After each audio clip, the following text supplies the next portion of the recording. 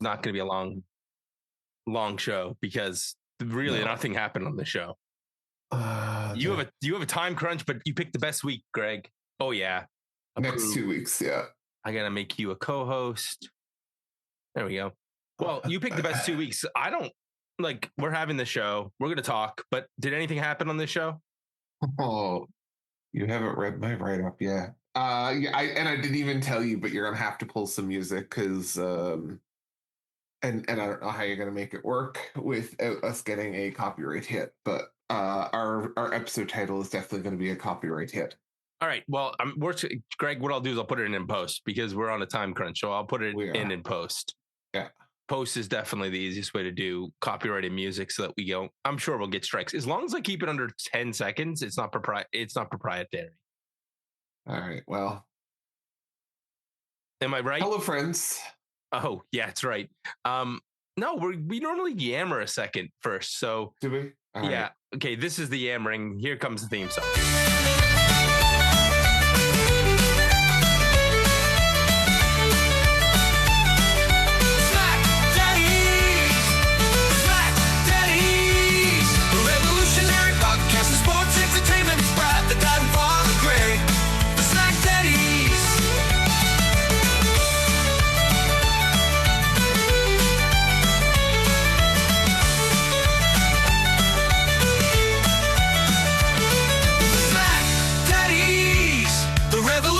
Podcast and sports entertainment is Brad, the dad and father Greg, the SmackDaddies.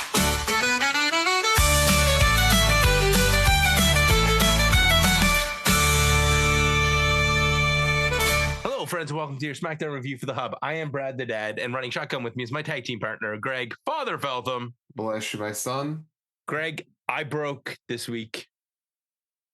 You broke this week? Is it because we had like fall spring and now we're back into winter? Well, that was part of it. I wanted to finish something I was doing on my Pokemon game, and then I said, once I finish that, I'll get the WWE 2K game.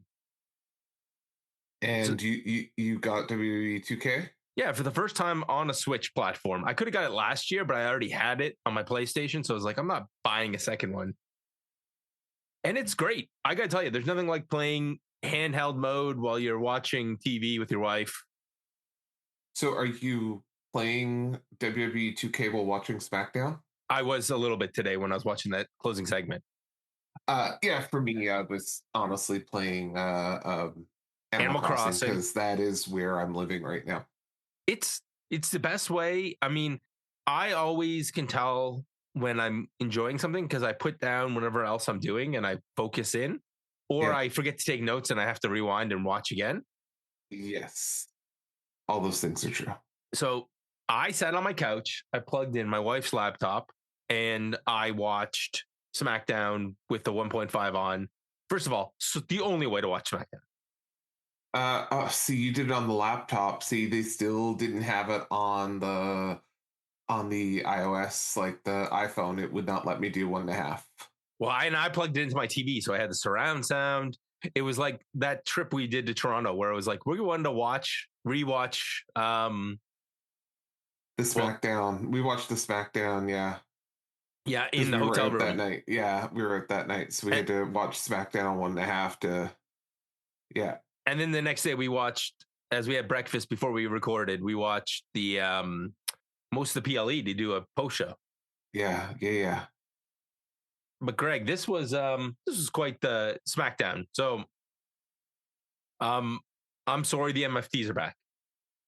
Oh man, dude, I tell you, they're really trying me. WWE is really trying me right now because, Brad, what are we gonna do? This feud better end at WrestleMania. I know, like at this point, there's no hope. No. This feud just better end, period. It could be moved to TNA. Like at this point, I just want it moved. I just want it over. So just so you know, if you have a reoccurring feud in WWE 2K and it goes on to a certain point and it gets to the peak of the rivalry and then those wrestlers touch for the next 6 weeks, you get penalties. Like fans actively turn away from your show. Listen, at this point, I don't even know what the answer is, but I know that the answer for me is this is just driving me to drink. I think it's driving everybody to drink. Also, WWE 2K expanded its GM mode, so you have to have 5 matches. And I was like, oh, this is because we're in the 3-hour era. Last year you planned 4 matches or 3 matches, and now it's like you always have to have 5 matches and 5 promos. I was like, tell that to Triple H on his PLEs. Yeah, I think he'd fail GM mode. Obviously. So, Greg, speaking of failed GMs, you want to talk about Drew McIntyre coming out, storming the ring? And the worst part about this is a constant tease with Nick and Drew. Are we ever getting this match? No, that's the problem. So Drew's there, and Nick comes out to confront him and basically says, hey, dude, you interfered in the Rumble, you interfered in the Chamber, and you're the one talking about being screwed after Drew went on and on about being screwed. And he gets right in his face. Drew comes from the announce desk to the ring, him and Nick face to face, and Jacob Fatu comes out and interrupts. And he said, hey, you're only champ because I interfered in that match, and now I've made things right. And not wrong. No, not wrong at all. So then Drew McIntyre says, fine, I quit. And he won't face Jacob Fatu. And he storms off. Yeah, because I believe the boy who cried wolf is going to leave SmackDown. Yeah. This is when I was like, you know what? Drew's on to something here. Leave most of the show and then come back and do it and do a little run. No. We're not there yet. Just quitting in general. Greg's ready to quit life. When I saw that, I was like, God damn, Drew. I'm like, that's not the worst idea I've ever heard. I'm starting to think maybe that's a good idea. Maybe I should join you here. Maybe Greg is done. And I thought to myself, all right, okay. Let's see where this goes. I'm okay with this. It's fine. It's going to lead to a match. We have the MFTs are in the back. Greg's super excited. And then they're going to fight Uncle Howdy. So we're going to have Solo and Talatonga versus Uncle Howdy and Eric Rowan. And I think this is match number 1085 in this series. Tama Tonga has the important task of guarding the lantern while everybody else stands around. And Shinsuke calls him out for saying, hey, man, like, you're just his young boy. And this is where it changes just a little bit because Solo slides in and says, hey, stop talking to my family or something bad's going to happen. I am terrified they're going to add Shinsuke to the Wyatts. And that's how that's Shinsuke Nakamura's WrestleMania spot because the Wyatts are one short. That doesn't even scare me at this point. My bigger fear is that this actually gets to WrestleMania and gets on WrestleMania. It's going to be the night. It's going to be Friday night before. Yeah, it has to be. If it's WrestleMania, then the bar is on the floor, dude. Can I tell you, I actually had hope here when you saw Jacob and Nick, or when? No, when this whole thing started with Shinsuke. Like, with the whole, listen, you got to protect the lantern. Like, I was like, oh, this is the night that they're going to lose the lantern and this is going to be over. I had the hope, Brad. They had me bite on this. And then they screwed me. You need to watch SmackDaddy shorts. I do. But because remember the short we have Uncle Howdy crawling towards the lantern? That was in my head. I was like, he's going to get this lantern and hold it for about 10 seconds and somebody's going to jack him. Yeah, but see, I think that I'm living as the optimist here in the hope because I don't want to see this any longer. Greg is willing it. He's willing it. I was trying to will it into existence. And guess what? That didn't happen. We'll take a little break from our MFT coverage just so that we can have Jacob and Nick in the back. Jacob's furious. He wanted to get his hands on Drew. And Trick Willie walks up and mouths off. And this sets up their match later on. Like, does Trick Williams do anything but walk around and mouth off to people? No. It's a good way to get booked. Yeah. You know what? He needs to teach. This is what he needs to teach Apollo Crews. If Apollo Crews was just walking around mouthing off, he'd be getting more airtime rather than just, standing in the back. That's fair. Also, Matt Cardona to the front, please, Matt Cardona. Sure. I hope he gets a big check, and now he's not I bumping. hope so too. Solo Sikoa and Tonga versus Uncle Howdy and Eric. I was gonna call him Eric the Red, but he's Eric Rowan in this company. Oh, by the way, Greg, recap 1. In case you forgot how we got to this. The monsters square off. Eventually, Howdy gets tagged in. He gets isolated. The only cool thing I'll say is you saw Tonga hit that running Samoan drop. He's getting better in the ring. He's looking much more polished. I mean, it's great that he's the taller one, but yeah. So eventually, Nikki Cross, the Wyatts and the MFTs get into on the outside, and all the chaos. Nikki Cross grabs the lantern, and she has the lantern. This distracts Solo. Solo eats his sister Abigail. 1, 2, 3, and then Nikki gives it back. Don't forget, she nicely gives it back. Uncle Howdy holds it with hope, and Greg with hope in his heart that the feud's about to end. And then Tama Tonga, cutthroat, steals it back. This will continue. That's the unfortunate part. I have an idea, Greg. You ready? Lantern on a pole match, WrestleMania. Don't give them ideas. Don't give them ideas. Don't give them ideas. Please send them to Raw, send them away. Greg doesn't want to watch today. He's seen enough, he said his vow. Please send them all to Raw right now.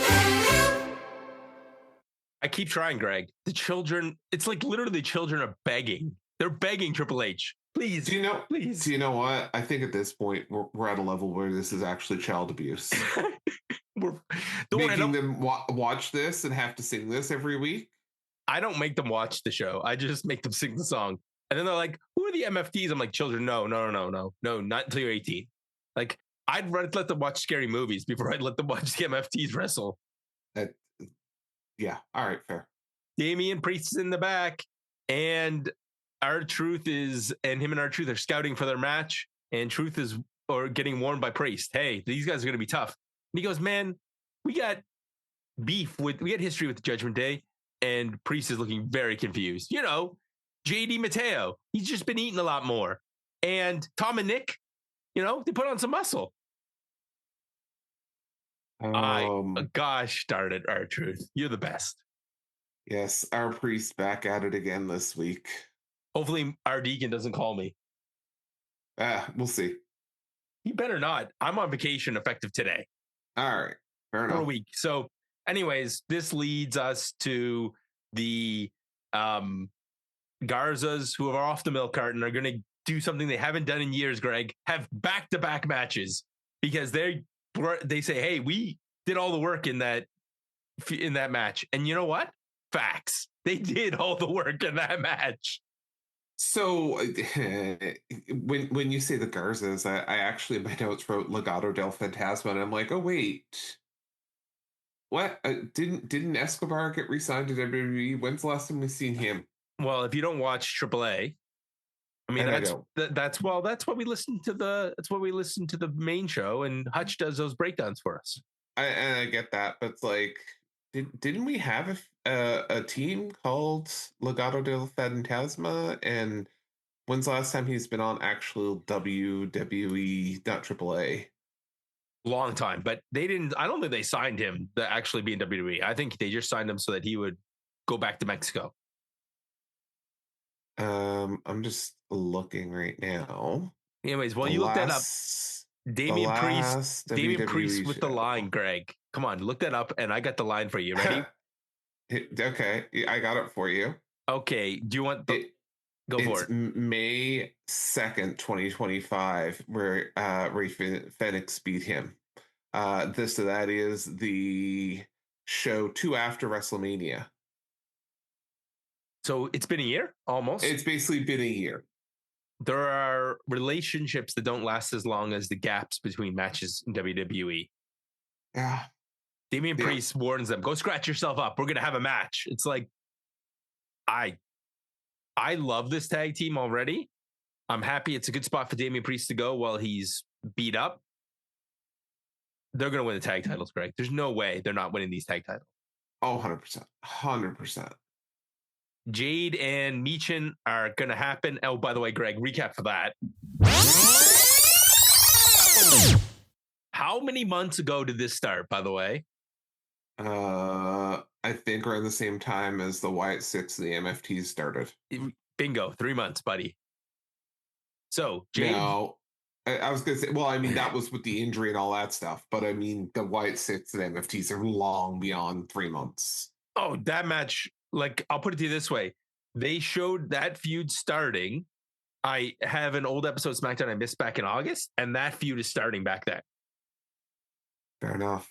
So this match was nothing. I mean, Michin is amazing in the ring. You forget how good she is because the role they have her playing is punching bag.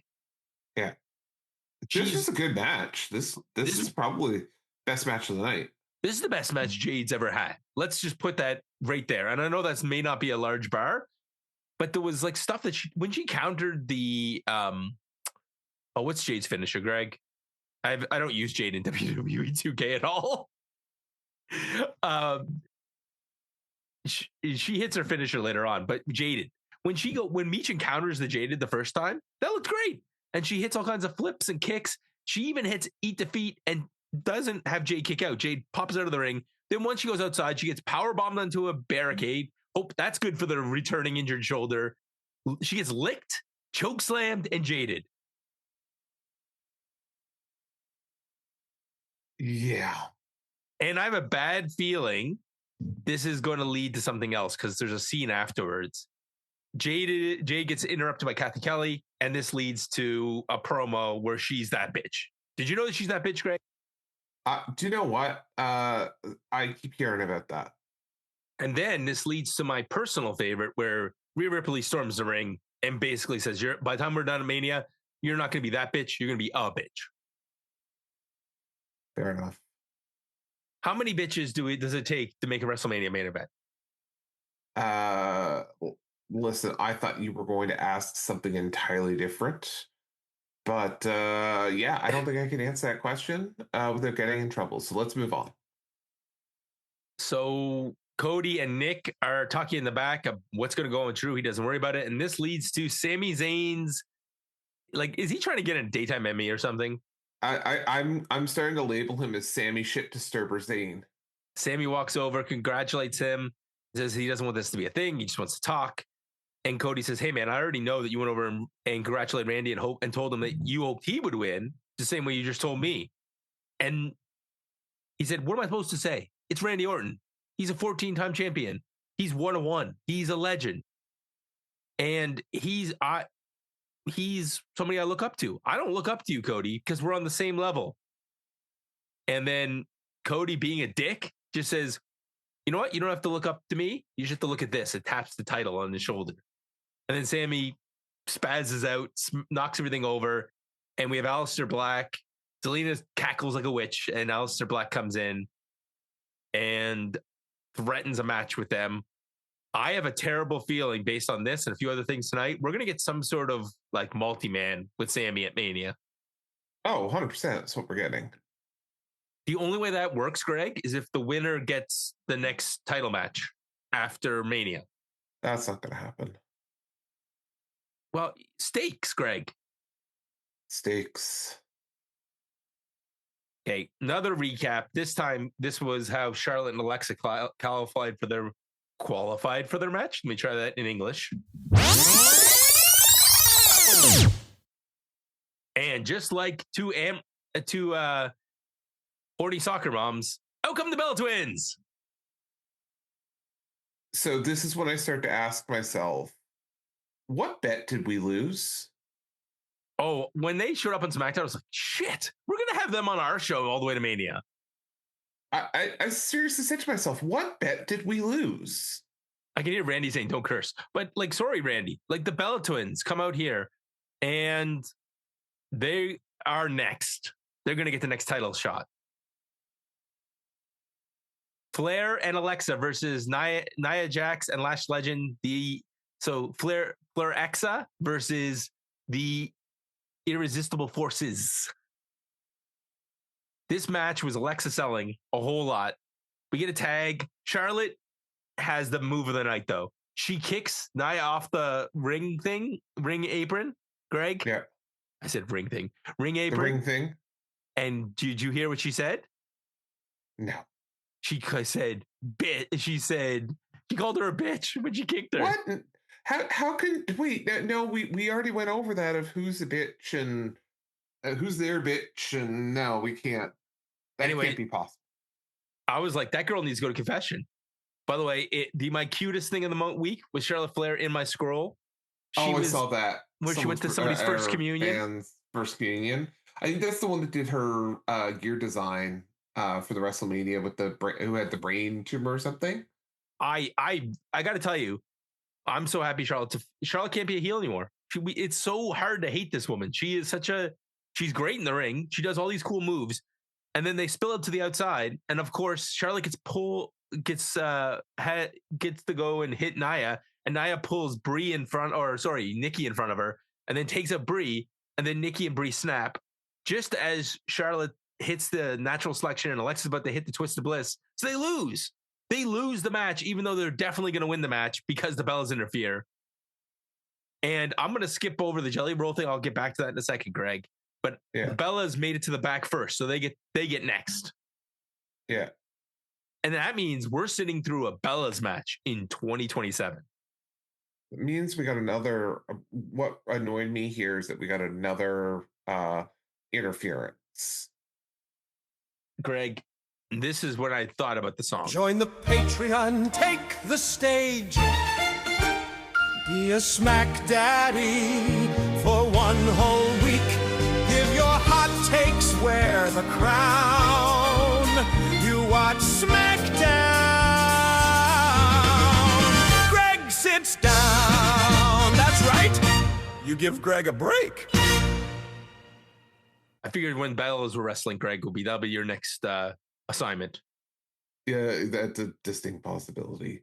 By the way, the super fan and the kid that she went to do the first game with is Scarlett, is the kid's name, the one who did the ring gear and stuff, and she's got a stage 4 brain cancer. Charlotte Flair. Yeah. And hopefully Charlotte and Alexa will win the titles, but I know either the Bellas are winning it next week or they're winning it at Mania, and I'm hoping it's next week so that they can drop the titles at Mania. We'll see. But I mean, that means we'll have to watch the Bellas next week. So Jelly Roll is there, and this is hilarious. Priest walks over, and R-Truth goes to introduce him. Hey, do you know my friend Sushi Roll? Yeah, that was funny. And then Randy comes in, and Jelly Roll's like, hey, I need some advice from Miz TV. And he says, if he starts doing this, he starts yapping, punch him in the face. Or whip his ass, I think was the actual term. That's, again, reasonable. Priest and R-Truth, our Priest versus the Garzas. Yeah. Mm-hmm. This was a lot of R-Truth doing some fancy stuff, selling, making a hot tag, and then we get the double thunderclap and the AA/South of Heaven for the 1, 2, 3. I mean, the Garzas did all kinds of cool flippy stuff in this match. This was probably the second best match of the night. The guys, they're great, but they're far fodder on this roster, and it sucks. All right, let's speed this up here. Okay, Johnny was in the back lying on a cart. Alex Shelley tries to cheer him up, and he gets in trouble by his tag team partner. Are you here for us? Or are you here for them? And I'm like, I'm glad to put in storylines, Greg, into the Andre the Giant Memorial Battle Royal. Yes. Hey, Greg, your next segment is Danhausen. This is getting ready for his big interview, and Danhausen says, we can have a new show on this TV called Danhausen Tonight. He tries to give him one of his fast-selling shirts, and then he says, if you don't want to help me, you are cussed. Or better, you are cussed. I think that's fair. I think so as well. And this leads to the Miz's mic not working on Miz TV. He then comes out, and him and Jelly Roll are there. And Miz tries to take credit for Jelly Roll's weight loss. And this leads Kit Wilson coming out. And Jelly Roll's like, hey, man, we secretly love you. And he does the Kit Wilson pose and shakes his hips. I was like, that's amazing. Anyways, this leads to a scrap. And Kit Wilson standing in front of Miz, but Miz still gets punched. Yeah. And in the back, Apollo Crews is there. So here's what I've got to ask. Who we see in Jelly Roll face against at WrestleMania? Because my money's on the Miz. I'm going to say Miz and Kit Wilson as a tag team versus Jelly Roll and maybe Danhausen. Maybe. Could go that route. Like, it's going to be a spectacle match, dude. I love it. So Apollo Crews makes his one appearance on the show, and we hear about why Mello and Ilya haven't wrestled yet. Sure. Is somebody hurt? Is that the story here? Maybe. Does it matter? Maybe not. I don't know. But going back to Danhausen, I don't know if you saw this, but earlier this week he was saying, how does Danhausen get on the famous free chicken wing show now that he is very famous, very evil, Hot Wing? And Wingstop in the US is like, very famous, very evil, very in need of wings. We know a place. Danhausen says, give him all the wingies or you will be cursed. And they say, check your DMs. Might be enough in there to feed a 6'7", 300-pound legend. P.S. Please don't curse us. Thanks. I also saw him go running through the back, threatening to sign Cody Rhodes stuff that was set up as autographs. He did sign something this week. A poster. I was like, I thought it was a belt, but I was like, Danhausen is great. I love Danhausen. And he comes back in and says, if you want the curse reversed, all you have to do is listen to my Demandhausens. And then when Miz tries to argue with him, Danhausen has disappeared. That's right. Tiffy's getting ready for her match. Chelsea tries to roll in. She rolls, literally gets pushed out. And this leads to Tiffy versus Kiana James. Again, this was a great match, Greg. Kiana James is amazing, and so is Tiffy. Yeah. But this comes down to Chelsea Green coming out. She gets in the way. She's going to hit. She's going to attack and interfere. Julia stops that, which is weird because she's a heel too. And then it ends up with Kiana James hitting Julia. And this distraction leads to the prettiest moonsault ever. Tiffy wins. So wait, we're going to get outside interference here? Greg's favorite WWE trope. No, we couldn't do that twice in one episode that we're going to get outside interference and 2 matches in a row. We couldn't do that. No. Okay, Greg. And then we have Trick Williams versus... sorry. It's not 2 matches in a row. My apologies. Because we had the R-Truth. Right. I thought you were previewing what was about to happen in the match. Second of the night. My apologies. Trick Williams setting up his 4-way with Sami Zayn at WrestleMania.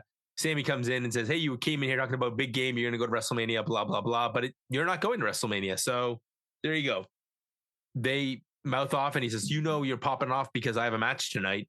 And he says, hey, I'm not here hard to find. See you next week, basically. So we have Jacob Fatu versus Trick Willie. This match is mostly Jacob Fatu hitting his high-pace offense. And then, surprise, Drew didn't quit, Greg. Surprise! So this drove me insane. Because the man quit. Where's the police? Where's security out? Because he is at this point a fan who jumped the rails. Oh, you're not wrong. But that doesn't make... You're making sense. Makes no sense whatsoever. There is very little consequences here. Except that when we get to very little consequences. There's no consequences. Well, I mean, very little, because in the next segment, Nick Aldis comes out, and before he does the contract signing, it's like, Drew, I guess he hasn't quit because he decided to jump the rails and interfere with Fatu. So Fatu and Drew are going to meet next week. Like, what the hell? Brad, if you've ever quit a job, do you ever come back the next day, beat someone up, and then they're like, oh, no, you're good. You're see you tomorrow, right? Well, the worst part about that is like that's how Trick Williams won. So he's going to be bragging next week. I beat Jacob Fatu. See, told you. Yeah. Oh, God. This is And then we get to the main event, which basically is all entrance. Yeah. So 2 matches in a row, interference, our third interference match of the night. Ugh. Which is the problem with all of this, Greg, is that when you look at that tag match, it was good. This match was good. We have these interferences at the end to get out of things rather than just eat people. Lazy. So Randy Orton and Cody, there's a lot of love. There's a lot of mutual respect between the two of them. And Randy Orton says, this is sucky because this was supposed to be Drew McIntyre. I could become this monster against him. And he's like, hey, man, when the bell rings at Mania, I expect you to be the Viper. Except I didn't wait until Mania. Somebody rang that bell about 2 seconds later, and he snaps and he pummels him, Greg. He beats him up. He bloodies him, leaves him laying on the announce desk, and then comes back in the ring, sits up a folding chair, and puts the title around himself. Yeah. What a mistake this is. Can I say that out loud? No one's going to boo Randy Orton. Well, we obviously know that they're setting up Randy to be the heel, which is actually kind of surprising. But yeah, Brad, these SmackDowns are not getting better going into WrestleMania. And they're not building anything. No. Tell me which WrestleMania match do you have a clear picture that will be happening? Because at least on Raw, you can say, we know we're going to get Finn and Dom because of that turn. We know on this show, we can speculate about tag matches and singles matches, but there's so many interlocking parts. I have no idea where we're going other than the one thing we don't want, which is MFTs versus the Wyatt Sicks in a 5-way match.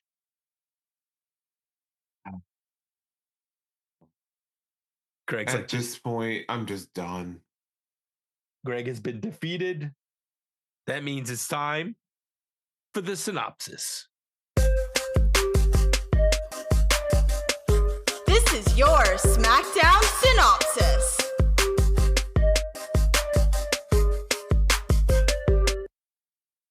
And your SmackDown synopsis is brought to you by The Draw. You can support us on Patreon. You can listen to The Draw on TSN Radio.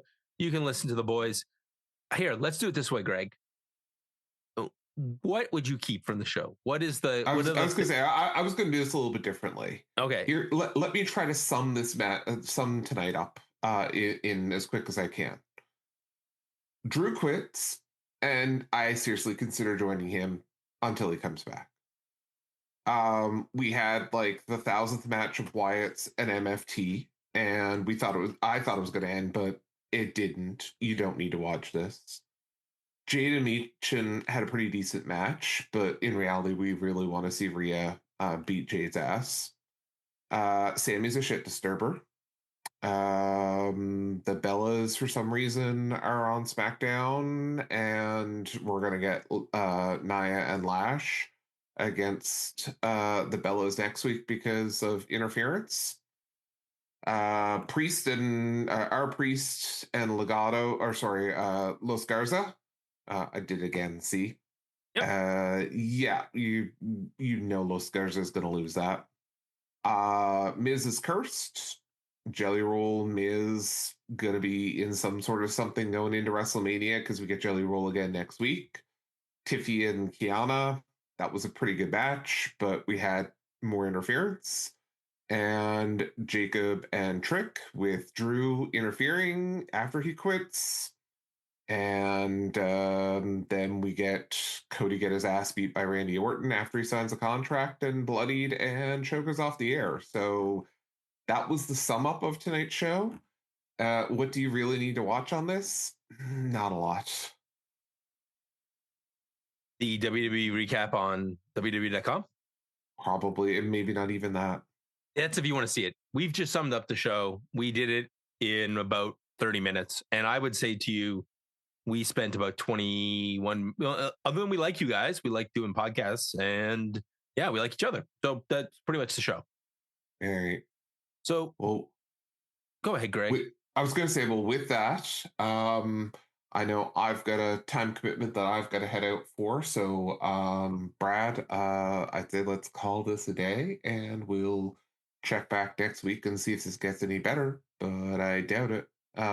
What do you say? Someone's going to have, we're going to get outside interference on our podcast. You know that, right? Like, powers. We've already had it at least once where God turned off the power during the middle of an episode.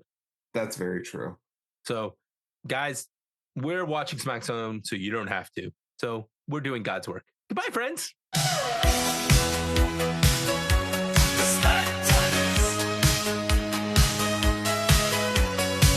The revolutionary podcasting sports entertainment. Father Greg and Brad, the dad bless you all with the lovely tales of Friday night, SmackDown and beyond. Go to the outer limits of your mind with the SmackDaddies.